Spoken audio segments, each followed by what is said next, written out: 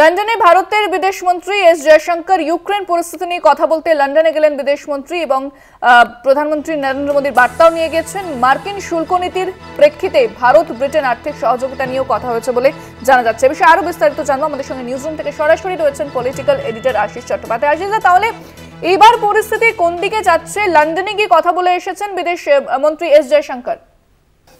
দেখো, এটা বেশ গুরুত্বপূর্ণ একটা ঘটনা।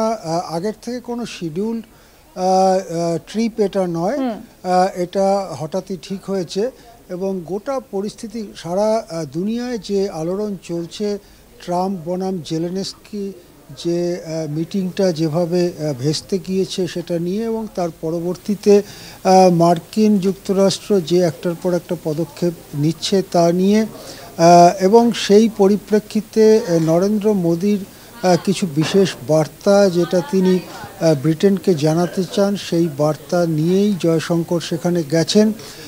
একটা কথা যত দিন যাচ্ছে, ওই ঝগড়াঝাটির পরে যত দিন যাচ্ছে, তাতে একটা কথা স্পষ্ট হয়ে যাচ্ছে যে মার্কিন সমর্থন ছাড়া ইউক্রেনের চলবে না, ইউক্রেন বাঁচতে পারবে না। কেবলমাত্র ব্রিটেন, জার্মানি বা ইটালি, ফ্রান্সের মতো ইউরোপীয় কয়েকটি দেশ যদি কিছু ঋণ টিনও দেয়, কিছু সামরিক সাহায্যও করে, তা দিয়ে মহাশক্তিধর রাশিয়াকে ঠেকিয়ে রাখতে পারবে না। কয়েক সপ্তাহের ব্যাপার, তার মধ্যেই ইউক্রেনের পতন হয়ে যেতে পারে, এই রকম একটা আশঙ্কা তৈরি হয়েছে। সেই পরিস্থিতিতে মার্কিন যুক্তরাষ্ট্রকে বাদ দিয়ে ইউরোপের একলা চলার যে একটা কথাবার্তা খুব জোর হচ্ছিল লন্ডনে, যখন কয়েকটি ইউরোপীয় দেশের রাষ্ট্রনেতারা এসেছিলেন এবং বলা হচ্ছিল ইউরোপের যৌথ সামরিক বাহিনী, এখন কিন্তু সেগুলো পেছনে চলে গেছে এবং জেলেনস্কিও দেখা যাচ্ছে যে তিনি ইউটার্ন নিয়ে এখন দুঃখ প্রকাশ করছেন এবং ডাকলেই গিয়ে খনিজ চুক্তিতে সই করবেন, সেই রকম কথাও প্রকাশ্যেই এক্স হ্যান্ডেলে পোস্ট করে জানিয়ে দিচ্ছেন জেলেনস্কি। সুতরাং পরিস্থিতিটার মধ্যে যে বিপদের সম্ভাবনা রয়েছে, সেই বিপদ সম্পর্কে ভারত তার বক্তব্য ব্রিটেনকে জানাতে চায়, সেইটাও একটা অন্যতম বড় বিষয়। দ্বিতীয় বিষয় হচ্ছে যেভাবে ট্রাম্প প্রশাসন একটার পর একটা পণ্যের শুল্ক বৃদ্ধির ঘোষণা করছে। ইতিমধ্যেই কানাডা, মেক্সিকোর বিরুদ্ধে 25% অতিরিক্ত শুল্ক চাপানো হয়েছে। ভারতের সম্পর্কেও ট্রাম্প বারবার কথা বলছেন এবং শুল্ক চাপানোর হুমকি দিচ্ছেন। এখন তো জানা যাচ্ছে 2 এপ্রিল থেকে তিনি শুল্ক চাপিয়েই দেবেন। সুতরাং এই পরিস্থিতিতেও সারা বিশ্বের যে অর্থনীতি এবং বাণিজ্যের চলাচল, তার উপরে গুরুতর প্রভাব পড়ছে। ব্রিটেন এবং ভারত দীর্ঘদিনের বাণিজ্যিক অংশীদার। আমরা জানি যে একসময় ব্রিটেন ভারত শাসন করত। স্বাধীনতার পর থেকে ব্রিটেনের সাথে ভারতের সুসম্পর্ক রয়েছে, বাণিজ্যিক সম্পর্ক রয়েছে, সামাজিক সম্পর্ক রয়েছে। সুতরাং এই শুল্ক বৃদ্ধির পরিপ্রেক্ষিতে ভারত ব্রিটেন কি একটা মুক্ত বাণিজ্য চুক্তি করতে পারে?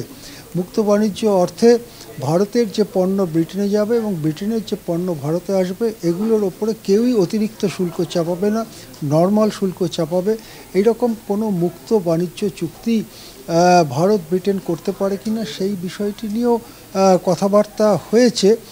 তবে চুক্তির দিকে অগ্রসর হতে এখনও অনেকটা দেরি। মোট কথা, ভারত ব্রিটেন বাণিজ্য, সারা পৃথিবীতে বাণিজ্যের চলাচল সম্পর্কে যে পরিবর্তিত পরিস্থিতি, এইসব অর্থনৈতিক বিষয় নিয়েও জয়শঙ্কর কথা বলেছেন কিয়ের স্টারমার এবং ব্রিটেনের বিদেশমন্ত্রীর সঙ্গে, এমনটাই জানা যাচ্ছে। ইন্দ্রাণী, আশিসদা, সেক্ষেত্রে যদি এই শুল্ক যুদ্ধ চলতে থাকে, তাহলে ভারতের মতো দেশগুলোতে কি প্রভাব পড়তে পারে এবং যে বিশ্ব বাজার রয়েছে সেখানে কতটা প্রভাব পড়বে?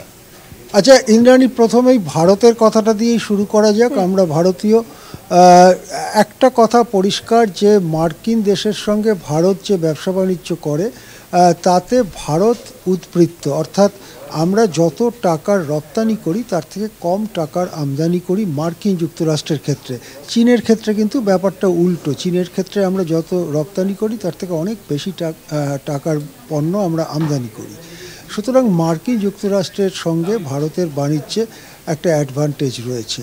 এখন যদি মার্কিন যুক্তরাষ্ট্র ভারতীয় পণ্যের ওপরে উঁচু হারে শুল্ক বসাতে উদ্যোগী হয়, যেটা কানাডা, মেক্সিকোর ক্ষেত্রে হয়েছে, সেক্ষেত্রে ভারতীয় পণ্য রপ্তানি সেটা কিন্তু কমে যেতে পারে অনেক কমে যেতে পারে, কোনো কোনো পণ্য রপ্তানি বন্ধও হয়ে যেতে পারে।